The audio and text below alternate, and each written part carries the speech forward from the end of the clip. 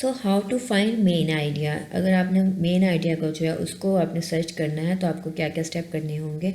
Firstly look for the topic sentence. It can be anywhere in the paragraph but it is often the first sentence. अब mostly क्या होता है, ये जो पहला आपका सेंटेंस है वो इंडिकेट कर रहा होता है आपके टॉपिक सेंटेंस को, और अगर इसमें जो पैराग्राफ में नहीं है उस तरह से शुरू में, तो फिर आप उसको पैराग्राफ में कहीं भी उसको सर्च करें वो आपको मिल जाएगा। If the main idea is not stated in a topic sentence, identify the topic by inferring it from the details. अगर आपको मेन आइडिया जो है वहाँ पर टॉपिक सेंटेंस में नहीं मिलता तो आप उसकी डिटेल्स जो हैं वो उससे समझ सकते हैं कि वो उसका टॉपिक जो मेन आइडिया वो क्या है।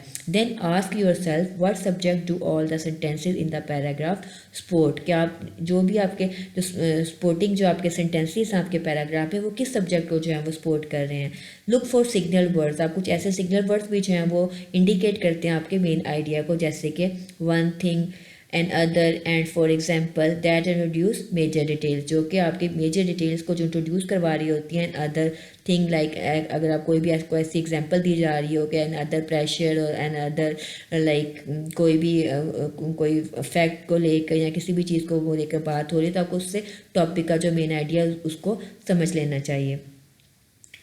Then thirdly find the author's opinion about the topic. के ऑथर का जो राइटर है उसका क्या ओपिनियन है उस टॉपिक को लेकर। In general what does the author say to expand your knowledge about the topic. के राइटर जो है वो जनरली क्या कर रहा है, आप क्या कह रहा है आपके नॉलेज को बढ़ाने के लिए इस टॉपिक के बारे में। Does the author explain how to do something.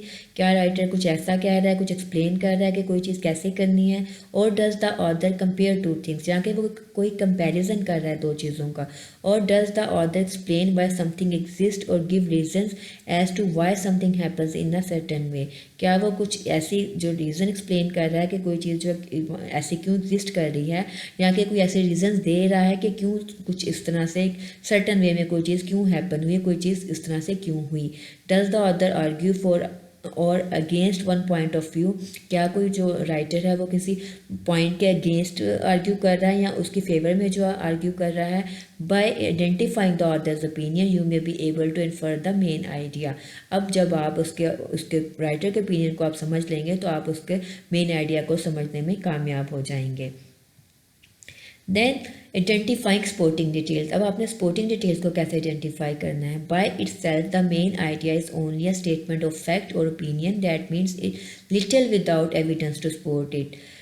अब अगर हम मेन आइडिया को देखें तो ये स्टेटमेंट जो है वो आपके फैक्ट या ओपिनियन है जो कि किसी भी आपके एविडेंस या उसके बारे में कोई एग्जांपल या जो कि उसको सपोर्ट करने के लिए उसकी वैलिडेशन को जो है अगर वो ना होगी तो वो बिल्कुल ही मीनिंगलेस है। एंड ऑथर्स एविडेंस में इंक्लूड 3 टाइप्स ऑफ डिटेल्स। अगर एक राइटर की आप एविडेंसेस हम देखें तो वो क्या हो सकती हैं, 3 तरह की हो सकती हैं, facts, reasons and example. So what are facts. Facts can be verified. They include such things as dates, names, places and events।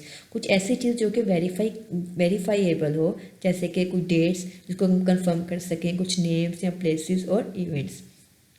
Then the second thing is the detail of reasons। Reasons are details that answer the question why। Reasons क्या हैं, आपके answer करती हैं आपके question कि क्यों कोई भी बात कोई वजह जो है वो क्यों है। ईदर फैक्ट्स और opinion can be given as reason. अब फैक्ट्स भी हो सकते हैं या आपकी अपना ओपिनियन भी हो सकता है जो आप एज अ रीज़न प्रोवाइड करते हो किसी भी स्टेटमेंट को लेकर। Then comes examples. So examples are illustrations use to describe और एक्सप्लेन। एग्जाम्पल्स क्या हैं, ऐसी इलस्ट्रेशंस हैं जो कि यूज़ की जाती हैं आपके किसी भी डिस्क्रिप्शन को फर्दर एलैबोरेट करने के लिए। An example is a situation, instance और even the person that authors use to illustrate, support और clarify a main idea। अब ये क्या हो, कोई सिचुएशन भी हो सकती है, कोई एग्जांपल हो सकती है, कोई पर्सन हो सकता है जो कि राइटर जो है जिसे यूज़ कर रहा है आपके फर्दर आपके मेन आइडिया को जो है वो सपोर्ट करने के लिए, उसको फर्दर जो है उसको वैलिडेट जो है करने के लिए। So these are all the points जो कि आप लर्न कर सकते हैं आप अपनी रीडिंग कम्प्रीहेंशन को इम्प्रूव करने के लिए। सो अगर हम इसको देखें तो आप इम्प्रूविंग आपकी जो रीडिंग कम्प्रीहेंशन है वो आपके डिपेंड करती है कि आप फर्स्टली आप क्या करते हैं, आपको पता हो कि आपने क्या चीज़ें जो आपकी मिथ हैं उसकी रीडिंग को लेकर और क्या चीज़ें रियलिटी हैं। जब आपको पता चल जाए कि आपकी मिथ्स और जो रियलिटीज़ हैं वो क्या क्या हैं, आप उसको एक्नॉलेज कर लो, तो उसके बाद जो फर्स्ट स्टेप होता है वो है रीडिंग फॉर आइडियाज़, कि आपको आइडिया को जो है आपको उसको समझना आए कि आपको उसमें सेंट्रल आइडिया है क्या किसी भी टॉपिक, चैप्टर या किसी भी लेक्चर को लेकर। जब आप उसमें आप जाते हैं टॉपिक उसमें आइडिया पे, तो आप देखेंगे कोई भी आप पैराग्राफ पढ़ते हैं उसमें 3 किस्म के जो सेंटेंसेस आपके पास होते हैं, topic sentence, support sentence and concluding sentence. जब आपको इसका पता चल जाएगा तो आपको पता होगा कि हमारे पास कौन सी 3 चीज़ें जो हैं हमने कहाँ कहाँ पर हमने किससे क्या जो अंडरस्टैंडिंग हमने डेवलप करनी है। अब हम इसमें देखते हैं कि फिर हमारे पास एग्जांपल आई, फिर उसको हमने देखा अब जिसमें कि हमारे पास फर्स्ट सेंटेंस, लास्ट सेंटेंस और उसके जो कंक्लूडिंग जो सपोर्टिंग सेंटेंस है उसको हमने फर्दर स्टडी किया। फिर हमने देखा कि किस तरह से मेन आइडिया को हम किस तरह से फाइंड कर सकते हैं। उसमें 2 तरह की आपको चीज़ें बताएगी।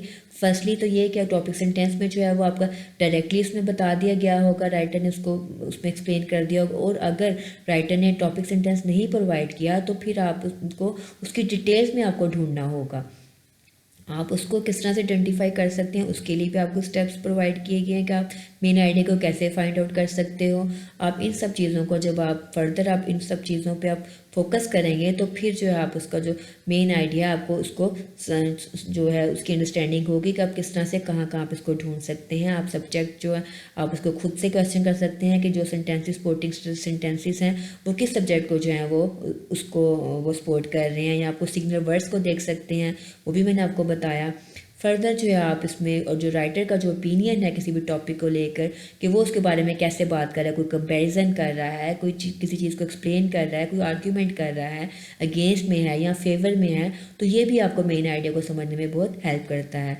Then thirdly identifying supporting details में मैंने आपको बताया कि इसमें हमारे पास 3 तरह की डिटेल्स जो हैं वो आपकी सपोर्टिंग डिटेल जो हैं वो उसको बनाती हैं, और वो हैं रीजंस, फैक्ट्स और एग्जांपल्स। ये तीनों चीज़ें मिलकर आपकी सपोर्टिंग डिटेल्स प्रोवाइड करती हैं किसी भी मेन आइडिया को फर्दर एलेबोरेट करने के लिए।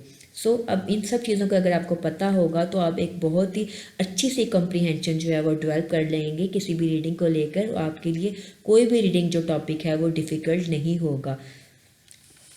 तो उम्मीद करती हूँ स्टूडेंट्स आपने ये सब जो है अच्छे से समझ लिया होगा, और आपको अगर कोई भी प्रॉब्लम फिर भी आती है तो you can ask me, you can text me. Take care, happy learning, अल्लाह हाफिज़।